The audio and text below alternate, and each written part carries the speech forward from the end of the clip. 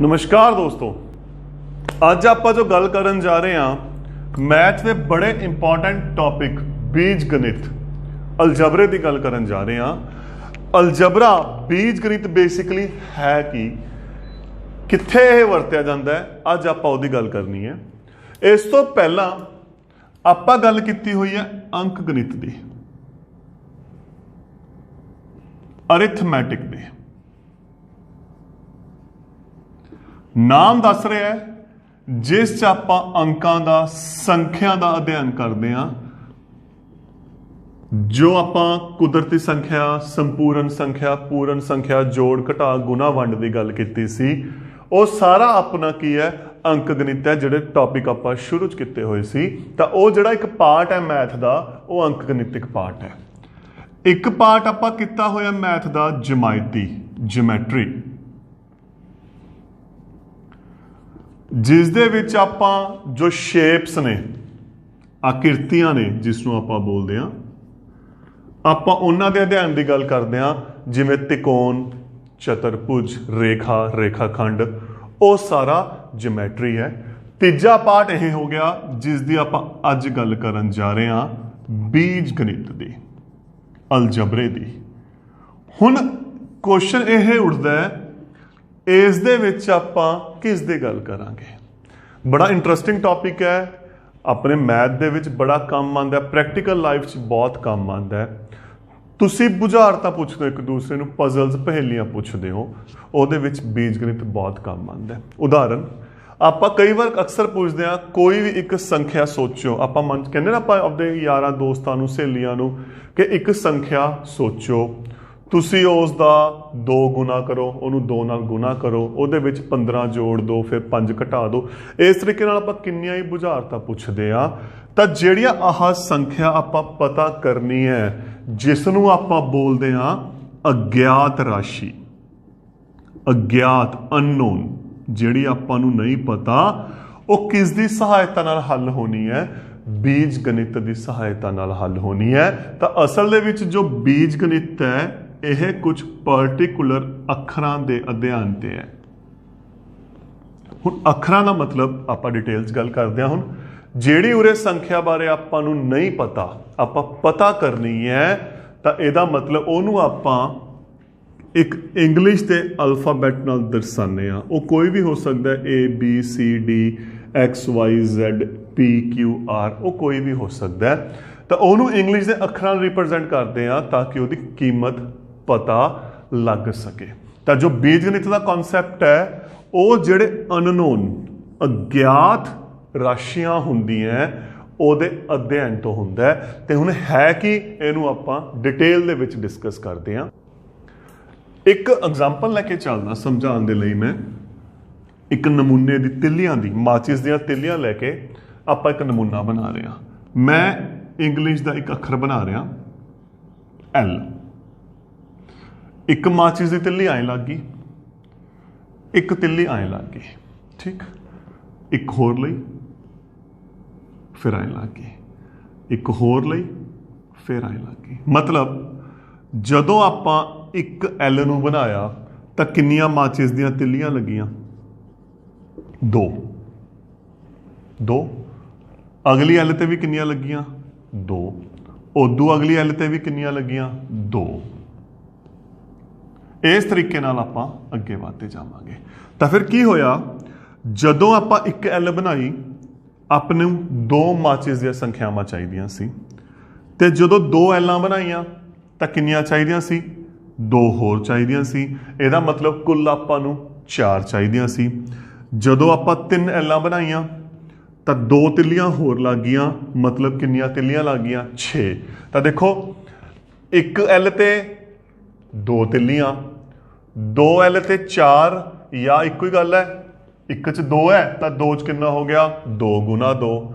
3 च कितना हो गया फिर? 2 गुना 3। 4 L'ां च कितना हो गया? 2 गुना 4, ठीक। मान लो आपां 10 L'ां बनानियां ने, तो किन्नियां तिल्लियां की लोड़ पऊगी? की आपां कल्ली कल्ली चैक करांगे? आपां कल्ली कल्ली बना के देखांगे, हरेक दे विच 2-2 जोड़ के देखांगे, कि पहला आपां नूं 10 बनानियां पैणगियां, फिर आपां नूं गिननियां पैणगियां। उत्थे उन्हां ने कहता 20 एल्लां दा इकट्ठा एक पैटर्न बनाना है, किन्नियां तिल्लियां दी लोड़ पऊगी, तां की आपां 20 एल्लां बना के देखांगे? नहीं। उत्थे फिर आपां की करदे हां, आपां एक फार्मूला लेके चलदे हां, एक फार्मूला ड्राइव करदे हां। किवें? देखो ध्यान नाल, 1 एल दे लई 2 तिल्लियां, 2 दे लई फिर 2 दा दुगना, फिर तिगना, फिर दुगना, मतलब आपां 2 दे नाल गुना कर रहे हां। तां जे आपां 10 एल्लां चाहीदियां ने, क्योंकि 1 दे लई 2 चाहीदियां सी, तां 10 दे लई फिर किन्ना हो गया? 2 गुना 10, किन्नियां तिल्लियां चाहीदियां होणगियां? 20। आपां की कर रहे हां हुण? 2 नाल गुना कर रहे हां। अगर 20 एल्लां चाहीदियां ने आपां नूं, तां आपां 2 दी 20 नाल गुना कर दांगे। ਤਾਂ ਇਹ ਚੀਜ਼ ਜਿਹੜੀ ਹੁੰਦੀ ਹੈ, ਇਸ ਅਕੋਰਡਿੰਗ ਜਿਹੜੇ ਰਿਜ਼ਲਟ ਡਰਾਈਵ ਕਰਨੇ ਹੁੰਦੇ ਨੇ, ਜਿਹੜੇ ਫਾਰਮੂਲੇ ਡਰਾਈਵ ਕਰਨੇ ਹੁੰਦੇ ਨੇ, ਉਹ ਸਾਰੇ ਕੀ ਆਉਂਦੇ ਨੇ? ਬੀਜ ਗਣਿਤ ਦੇ ਵਿੱਚ ਆਉਂਦੇ ਨੇ। ਤਾਂ ਕਿਉਂਕਿ ਦੇਖੋ ਕੱਲੀ ਕੱਲੀ ਆਪਾਂ ਨਹੀਂ ਜੋੜ ਸਕਦੇ, ਆਪਾਂ ਨੇ ਹੁਣ ਕਲੀਅਰ ਕਰ ਲਿਆ ਕਿ ਆਪਣੇ ਕੋਲ ਰਿਜ਼ਲਟ ਕੀ ਚੱਲ ਰਿਹਾ ਹੈ। 1 ਐਲ ਦੇ ਵਿੱਚ 2 ਤਿੱਲੀਆਂ ਨੇ, ਤਾਂ ਜਿੰਨੀਆਂ ਵੀ ਐਲਾਂ ਆਪਾਂ ਬਣਾਵਾਂਗੇ ਹਰੇਕ ਉੱਥੇ ਆਪਾਂ ਉਹਨੂੰ 2 ਦੇ ਨਾਲ ਕੀ ਕਰ ਦਾਂਗੇ? ਗੁਣਾ ਕਰ ਦਾਂਗੇ। ਉਨੀ ਆਪਣੇ ਕੋਲੇ ਤਿੱਲੀਆਂ ਦੀ ਗਿਣਤੀ ਆ ਜਾਣੀ ਹੈ ਤੇ ਬਣਾਉਣ ਦੀ ਜ਼ਰੂਰਤ ਨਹੀਂ ਹੈਗੀ। ਉਦਾਹਰਨ ਮੈਂ ਲੈ ਲਿਆ, ਮੰਨ ਲਓ ਆਪਾਂ 40 ਐਲਾਂ ਬਣਾਉਣੀਆਂ ਨੇ, ਤਾਂ ਫਿਰ ਕੀ 40 ਬਣਾਵਾਂਗੇ? ਨਹੀਂ। ਕਿੰਨੀਆਂ ਤਿੱਲੀਆਂ ਦੀ ਲੋੜ ਪੈਣੀ ਹੈ ਆਪਾਂ ਨੂੰ?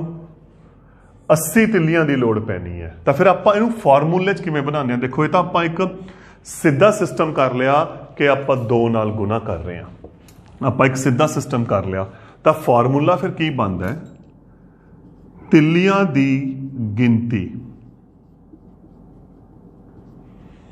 ਮੰਨ ਲਓ ਆਪਾਂ ਇੱਕ ਲੈ ਲਿਆ, ਇੱਕ ਨੰਬਰ ਕੋਈ ਵੀ ਇੰਗਲਿਸ਼ ਦਾ ਅੱਖਰ ਲੈ ਲਓ, ABCD ਜੋ ਤੁਹਾਡਾ ਮਨ ਕਰਦਾ, ਮੈਂ N ਲੈ ਲਿਆ।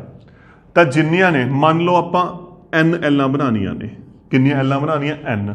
ਤਾਂ ਕਿੰਨੀਆਂ ਤਿੱਲੀਆਂ ਦੀ ਲੋੜ ਪੈਣੀ ਹੈ? N ਗੁਣਾ 2।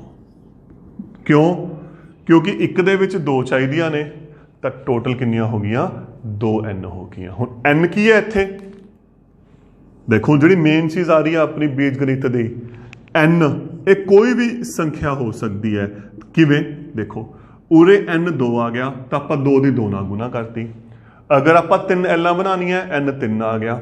ਅਗਰ ਆਪਾਂ 4 ਐਲਾਂ ਬਣਾਉਣੀਆਂ, N 4 ਆ ਗਿਆ। ਅਗਰ ਆਪਾਂ 5 ਐਲਾਂ ਬਣਾਉਣੀਆਂ, N 5 ਆ ਗਿਆ। ਅਗਰ ਆਪਾਂ 10 ਐਲਾਂ ਬਣਾਉਣੀਆਂ, N 10 ਆ ਗਿਆ। ਤਾਂ ਇਹਦਾ ਫਾਇਦਾ ਕੀ ਹੋ ਗਿਆ ਕਿ N ਦੀ ਕੋਈ ਮਰਜ਼ੀ ਸੰਖਿਆ ਆਪਾਂ ਰਿਪਲੇਸ ਕਰ ਸਕਦੇ ਹਾਂ। ਇਹ ਇੱਕ ਨਿਸ਼ਚਿਤ ਸੰਖਿਆ ਵਾਸਤੇ ਨਹੀਂ ਆਇਆ। ਇਹ ਜਿਹੜਾ ਅੱਖਰ ਦਰਸਾ ਰਿਹਾ ਹੈ ਉਹ ਹਰੇਕ ਮੁੱਲ ਲਈ ਦਰਸਾ ਰਿਹਾ ਹੈ। ਤੁਸੀਂ ਕਿੰਨੀਆਂ ਐਲਾਂ ਬਣਾਉਣੀਆਂ ਨੇ, ਉਹਦੇ ਵਿੱਚ ਕਿੰਨੀਆਂ ਤਿੱਲੀਆਂ ਦੀਆਂ ਗਿਣਤੀਆਂ ਨੇ, ਸਿਰਫ ਉਹਦੇ ਵਿੱਚ ਆਪਾਂ ਇੱਕ ਫਾਰਮੂਲੇ ਨੂੰ ਭਰ ਦਾਂਗੇ। ਹੋਰ ਉਦਾਹਰਨ ਲੈ ਕੇ ਚੱਲ ਰਿਹਾ ਮੈਂ ਸਮਝਾਉਣ ਦੇ ਲਈ। ਇੱਕ ਐਲ ਦੇ ਵਿੱਚ 2 ਤਿੱਲੀਆਂ ਸੀ, 2 ਤਿੱਲੀਆਂ ਸੀ ਨਾ, ਤਾਂ ਫਿਰ ਜਿੰਨੀਆਂ ਐਲਾਂ ਹੋਣਗੀਆਂ ਉਹਦੀ 2 ਦੇ ਨਾਲ ਕੀ ਹੋ ਜਾਊਗੀ? ਗੁਣਾ ਹੋ ਜਾਣੀ ਹੈ। ਹੁਣ ਆਪਾਂ C ਦੀ ਗੱਲ ਕਰਦੇ ਇੰਗਲਿਸ਼ ਦੇ ਅੱਖਰ। ਇੱਕ ਤਿੱਲੀ ਇੱਥੇ ਲਾਤੀ, ਇੱਕ ਇੱਥੇ ਲਾਤੀ, ਇੱਕ ਇੱਥੇ ਲਾਤੀ। ਤਾਂ ਇਹਦਾ ਮਤਲਬ ਕੀ ਹੋ ਗਿਆ? C1 ਦੇ ਵਿੱਚ ਕਿੰਨੀਆਂ ਮਾਚਿਸ ਦੀਆਂ ਤਿੱਲੀਆਂ ਲੱਗੀਆਂ ਨੇ? 3। ਇੱਕ C ਹੋਰ ਲਾਤੀ, ਤਾਂ 2 Cਆਂ ਦੇ ਵਿੱਚ ਕਿੰਨੀਆਂ ਹੋ ਗਈਆਂ? 3 + 3 6। ਇੱਕ ਹੋਰ C ਲਈ, 3 Cਆਂ ਦੇ ਵਿੱਚ 6 ਪਹਿਲਾਂ ਸੀ, ਕਿੰਨੀਆਂ ਹੋ ਗਈਆਂ? 9 ਹੋ ਗਈਆਂ। ਤਾਂ ਇਹਨਾਂ ਦਾ ਆਪਸ ਰਿਲੇਸ਼ਨ ਦੇਖੋ, ਇਹ ਗੁਣਾ ਛੋ ਰਿਹਾ, ਗੁਣਾ ਛੋ ਰਿਹਾ ਨਾ। ਤਾਂ 1 C ਦੇ ਲਈ 3 ਤਿੱਲੀਆਂ, 2 C ਦੇ ਲਈ 3 ਗੁਣਾ 2, 3 Cਆਂ ਦੇ ਲਈ 3 ਗੁਣਾ 3, 4 ਦੇ ਲਈ ਫਿਰ ਕੀ ਹੋ ਜਾਊਗਾ? ਬਣਾਉਣ ਦੀ ਲੋੜ ਨਹੀਂ, ਆਪਣਾ ਸਿੱਧਾ ਰਿਜ਼ਲਟ ਬਣ ਜੂ। ਕਿੰਨੀਆਂ ਤਿੱਲੀਆਂ ਚਾਹੀਦੀਆਂ ਨੇ ਆਪਾਂ ਨੂੰ? 12। ਅਗਰ ਮੈਂ 6 ਲਿਖਾਂ, 6 ਤਿੱਲੀਆਂ ਦੇ ਲਈ 3 ਗੁਣਾ 6 ਕਿੰਨੀਆਂ ਤਿੱਲੀਆਂ ਚਾਹੀਦੀਆਂ ਨੇ? 18। 10 ਤਿੱਲੀਆਂ ਦੇ ਲਈ 3 ਗੁਣਾ 10 ਕਿੰਨੀਆਂ ਤਿੱਲੀਆਂ ਚਾਹੀਦੀਆਂ? 30 ਤਿੱਲੀਆਂ। ਤਾਂ ਫਿਰ ਆਪਣਾ ਜੇ ਫਾਰਮੂਲਾ ਬਣਾਉਣਾ ਹੋਇਆ, ਮੰਨ ਲਓ ਤਿੱਲੀਆਂ ਦੀ ਗਿਣਤੀ ਆਪਾਂ ਉਰੇ A ਲੈ ਲਿਆ, ਤਾਂ C ਵਿੱਚ ਹੁਣ ਕਿੰਨੇ C ਬਣਾਉਣੇ ਆ? ਉਹਦਾ ਫਾਰਮੂਲਾ ਬਣ ਜੂ 3A। 3A ਦਾ ਕੀ ਹੋ ਗਿਆ? ਹੁਣ ਵਾਟ ਇਜ਼ A ਕੀ ਹੈ? ਇਹ ਕੋਈ ਵੀ ਸੰਖਿਆ ਹੋ ਸਕਦੀ ਹੈ ਜਿੰਨੀਆਂ ਆਪਾਂ Cਆਂ ਬਣਾਉਣੀਆਂ ਨੇ। ਅਗਰ ਆਪਾਂ 15 Cਆਂ ਬਣਾਉਣੀਆਂ ਨੇ ਤਾਂ 3 ਨਾਲ ਗੁਣਾ ਕਰ ਦਾਂਗੇ। ਅਗਰ ਆਪਾਂ 20 Cਆਂ ਬਣਾਉਣੀਆਂ ਨੇ 3 ਨਾਲ ਗੁਣਾ ਕਰਕੇ ਪਤਾ ਲੱਗ ਜੂ ਕਿੰਨੀਆਂ ਤਿੱਲੀਆਂ ਚਾਹੀਦੀਆਂ ਨੇ।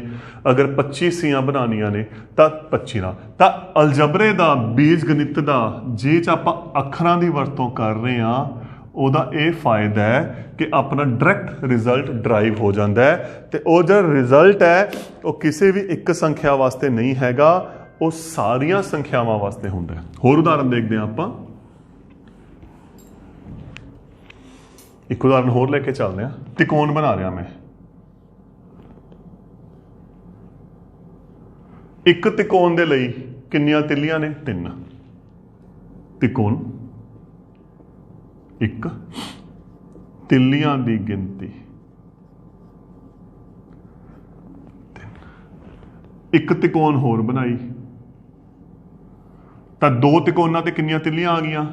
3 + 3 6। ਜਾਂ 1 'ਚ 3 ਨੇ, 2 'ਚ ਕਿੰਨਾ ਹੋ ਗਿਆ? 3 × 2 6। 3 ਦੇ ਵਿੱਚ ਕਿੰਨਾ ਹੋਊਗਾ ਫਿਰ? 3 ਨਾਲ ਗੁਣਾ ਕਰ ਦਾਂਗੇ। 3 9। ਇਹੀ ਹੋਣਾ। 4 ਦੇ ਵਿੱਚ 3 ਚੌਕੇ 12। 5 ਦੇ ਵਿੱਚ 3 ਪੰਜੇ 15। 8 ਦੇ ਵਿੱਚ 3 8 24। 15 'ਚ ਤਿਕੋਣਾਂ ਬਣਾਉਣੀਆਂ ਨੇ, ਕਿੰਨੀਆਂ ਤਿੱਲੀਆਂ ਚਾਹੀਦੀਆਂ? 3 ਦੀ 15। ਕਿੰਨਾ ਫਰਕ ਪੈ ਜਾਊ? 3 ਦੇ ਨਾਲ ਆਪਾਂ ਕੀ ਕਰ ਦਾਂਗੇ? ਗੁਣਾ। ਤੇ ਫਾਰਮੂਲਾ 3। ਜੇ ਤਿੱਲੀ ਗਿਣਤੀ ਨੂੰ ਆਪਾਂ ਟੀ, ਦੇਖੋ ਮੈਂ ਉਰੇ ਜਾਣ ਕੇ ਅੱਖਰ ਬਦਲ ਰਿਹਾ ਕਿ ਇਹਦੇ ਨਾਲ ਕੋਈ ਫਰਕ ਨਹੀਂ ਪੈਂਦਾ। ਜੋ ਅੱਖਰ ਮੈਂ ਲਿਆ ਤੁਸੀਂ ਵੀ ਉਹੀ ਲੈ ਕੇ ਚੱਲਣਾ।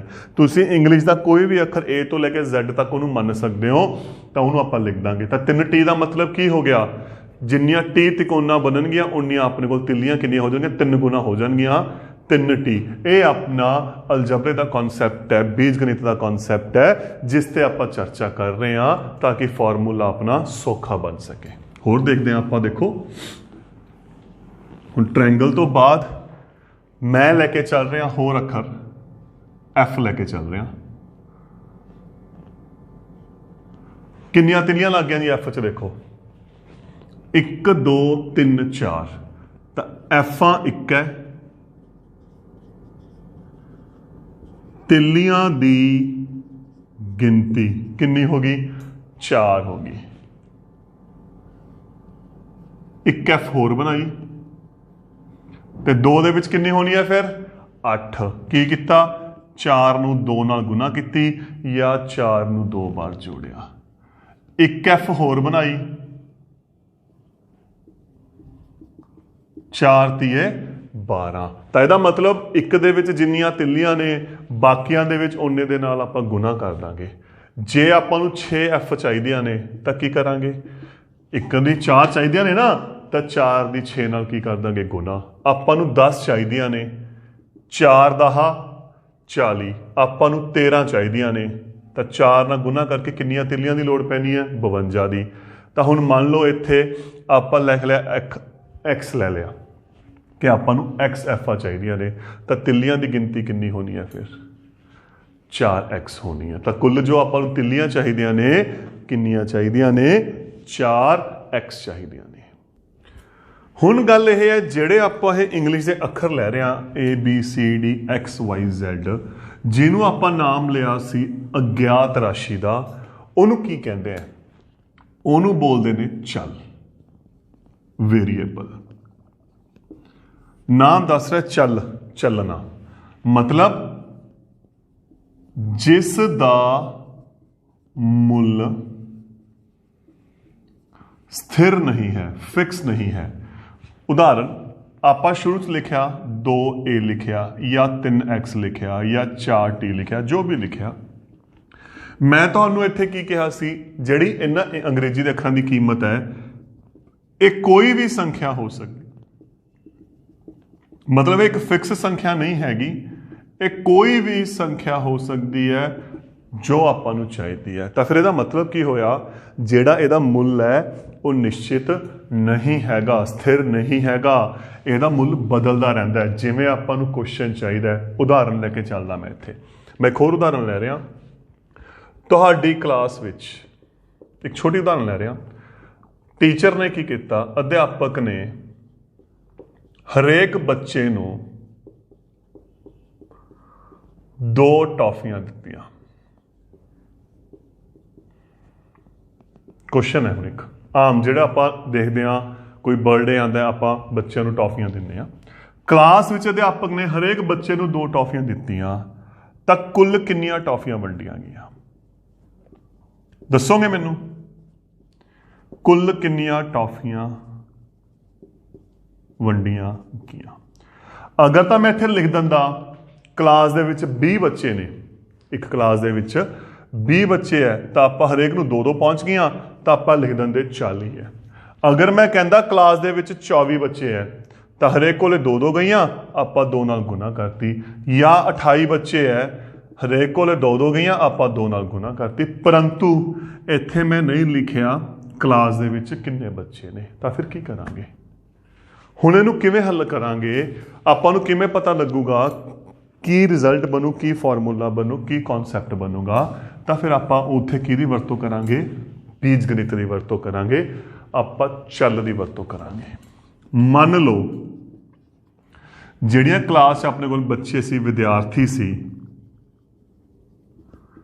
आपां एक गिनती लै ली इनू किवें लवांगे कोई भी इंग्लिश का अखर ABCDEFGH आपां N ले लिया हरेक हुण N का मतलब की है वो 20 भी हो सकते हैं वो 25 भी हो सकते हैं वो 28 भी हो सकते हैं वो 30 भी हो सकते हैं वो 35 भी हो सकते हैं हरेक क्लास आपां नूं पता अलग अलग बच्चे है तो किहड़े नहीं पता तो आपां उत्थे एक नंबर ले लिया आपां एक अंग्रेजी का अखर ले लिया ताकि वह हरेक संख्या नूं दर्शा सके उहदी जगह ते आपां हरेक संख्या का मुल भर सकीए तो जे विद्यार्थियों की गिनती N होगी तो कुल किन्नियां टॉफियां वंडियां जाणगियां हरेक कोले 2-2 गईयां 2 गुना N हुण N की है N कोई भी संख्या हो सकती है 20 22 24 25 28 30 32 34 कोई भी कीमत हो आप 2 नाल गुना कर देंगे मान लो तुहाडी क्लास दे विच 32 बच्चे हैं 2 की 32 नाल गुना की तो 64 वंडिया गया अगले सैक्शन च मान लो 28 बच्चे है तो 2 की 28 नाल गुना की 56 टॉफियां वंडियां गईयां एक होर सैक्शन है उत्थे 29 बच्चे है 2 की 29 नाल गुना की 58 आ गया तो इस तरीके दे नाल जो बीज गणित है जो चल है वो दर्शाता है जिथे आपां नूं गिनती बारे नहीं पता या गिनती बदलती रहती है आपां नूं पता हरेक क्लास गिनती प्लस माइनस होंदी है किसी 1-2 बच्चे घट होंदे है किसी 1-2 बच्चे वध होंदे ने तो उत्थे आपां उसनूं अंग्रेजी के अखर नाल रिप्रजेंट करके दर्शा के आपां क्वेश्चन नूं कर सकते हाँ तो जिहड़े आह बनते ने जिस दे विच अंग्रेजी अते मैथ दे मिक्स हुंदे है इन्हां नूं बोलदे ने बीज गणितक व्यंजक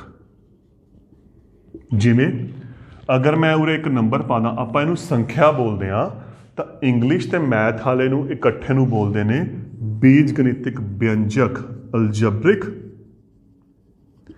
एक्सप्रैशन तो फिर की होया जिथे आपां नूं गिनती बारे नहीं पता आपां एक फॉर्मूला रिप्रजेंट करना है उत्थे आपां एक अंग्रेजी का अखर मन के उहनूं बीज गणितक व्यंजक के रूप दे विच दर्शाने आ हुण इस टाइप की एक उदाहरण मैं होर लैंदा समझाने दे लई क्योंकि ये चीज़ है इनू आपां किवें दर्शा सकते हैं देखो क्वेश्चन हो रहा है एक रंगां दी डब्बी विच 12 रंग हैं देखो की देता तुसी स्कैच लियाने हो कोई कलर लियाने हो उहदे विच किन्ने रंग ने मान लो 12 रंग ने तो तुसी रंगां दियां पहली लाइन की लिखा है देखो ध्यान नाल की लिखा है रंगां दी डब्बी तुसी रंगां दियां डब्बियां विच रंगां नूं चलां विच किवें दर्शाओगे क्वेश्चन आ गया देखो फिलहाल मैं इस लाइन ते गल नहीं कर रहा मैं पहली लाइन ते गल कर रहा एक रंग की डब्बी दे विच टोटल 12 रंग ने 2 बच्चे ले आए तो कुल किन्ने रंग हो गए 24 2 बच्चे ले आए 12 हो गए 3 बच्चे ले आए तिना को कुल रंग किन्ने हो गए 36 तो 3 डब्बियां किन्ने रंग हो गए 36 4 किन्ने होंगे फिर 48, ठीक। पर किन्ने ने बच्चे क्लास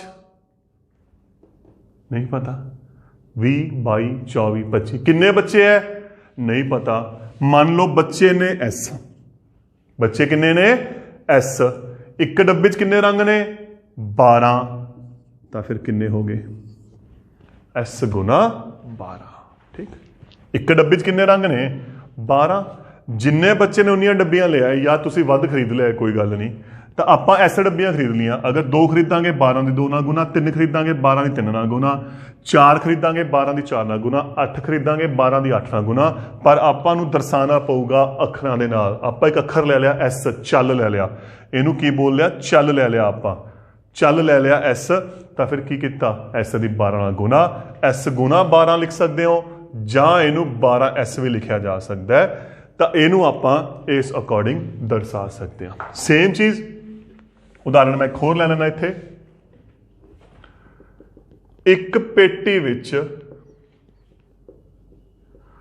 20 अंब हन,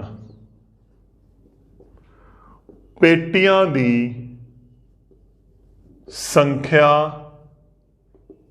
नूं अंबां दी गिनती अनुसार चलां विच दर्शाओ। हुण ये क्वेश्चन उही आ गया, एक पेटी च 20 अंब, 2 च 2 की 20 नाल गुना 40, 3 पेटियां च किन्ने होणगे 60, 4 पेटियां च किन्ने होणगे 80। आपां n पेटियां ले लियां ते n पेटियां च की होणगे n गुना 20। तो ये कॉन्सैप्ट है, देखो जिथे आपां गल करनी है चलां दी, कि जिथे आपां नूं गिनती ना पता होवे ते ओनू एक फार्मूले च दर्शाना होवे, ओनू चलां च दर्शाना होवे, तो आपां एक नंबर लैके जो रिलेशन है आपां गुना कर दिंदे आ। मैं एक उदाहरण होर वधिया लै रहा, राम दी उमर, सोचो ध्यान नाल, अपनी भैन तो दी उमर तो 2 साल घट है या छोटी है, एक लाइन दे दी। पहला तो इनू मैं लिखदा की कहा इन्होंने, राम दी उमर है किन्नी है, आपदी भैन दी उमर तो 2 घट है। घट का मतलब की होंदा घटा, इन्ना तुहानू सारिਆਂ नू पता है। हुण इत्थे राम दी उमर किन्नी है मैनू ये दसो, मेरा पहला क्वेश्चन राम दी उमर किन्नी है, पता ही नहीं। क्यों नहीं पता, क्योंकि मैनू उसकी भैन की उमर ही नहीं पता। मान लो उसकी भैन की उमर 10 साल है, तो राम की उमर 2 घटा के 8 साल हो जानी है। उसकी भैन की उमर 13 साल है, राम की उमर 2 घटा के 11 हो जानी है। पर उसकी भैन की उमर कितनी आपां नूं पता ही नहीं हैगा, वो अज्ञात राशि है। जिहड़ी ये राशि होगी, क्योंकि राम की उमर इह ते है, आ राशि अज्ञात राशि होगी, तो जे अज्ञात राशि होगी इहनूं आपां किस नाल दर्शावांगे, चल नाल। चल की है अंग्रेजी का अखर, तो तुसीं कोई भी एक अंग्रेजी का अखर मान सकते हो।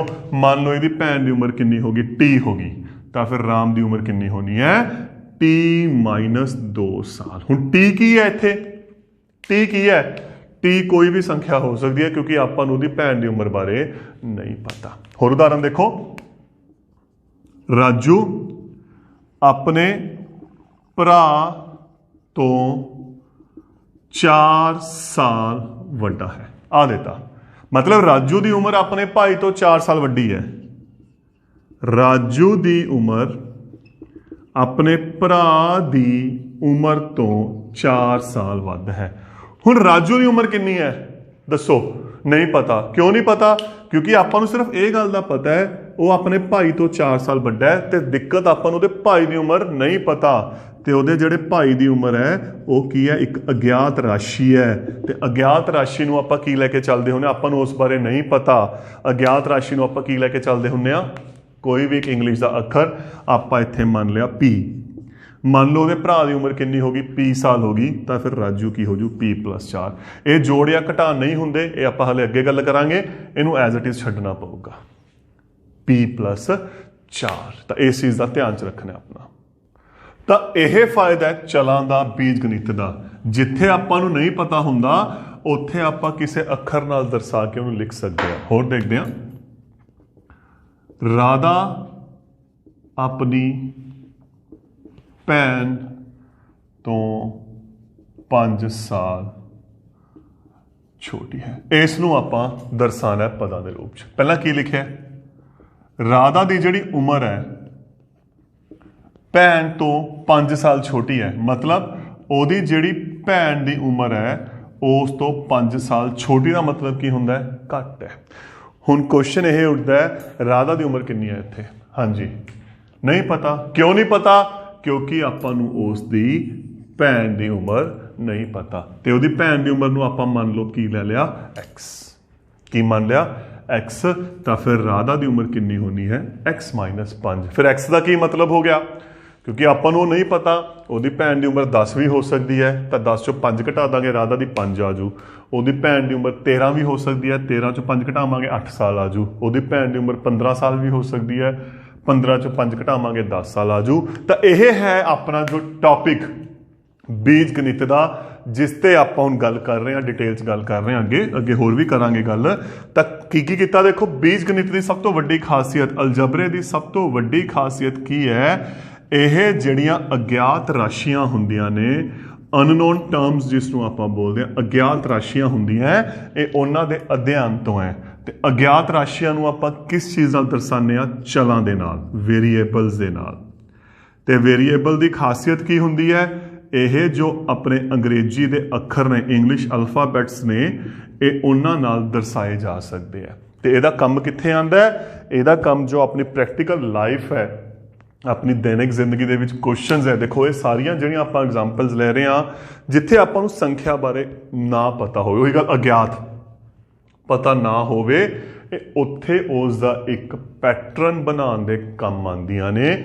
ਜਿਵੇਂ ਆਪਾਂ ਉਰੇ ਅੰਬਾਂ ਦੀ ਐਗਜ਼ਾਮਪਲ ਲਈ ਸੀ, ਟੀਚਰ ਨੇ ਟੌਫੀਆਂ ਦਿੱਤੀਆਂ ਨੇ, ਉਹਦੀ ਐਗਜ਼ਾਮਪਲ ਲਈ ਸੀ।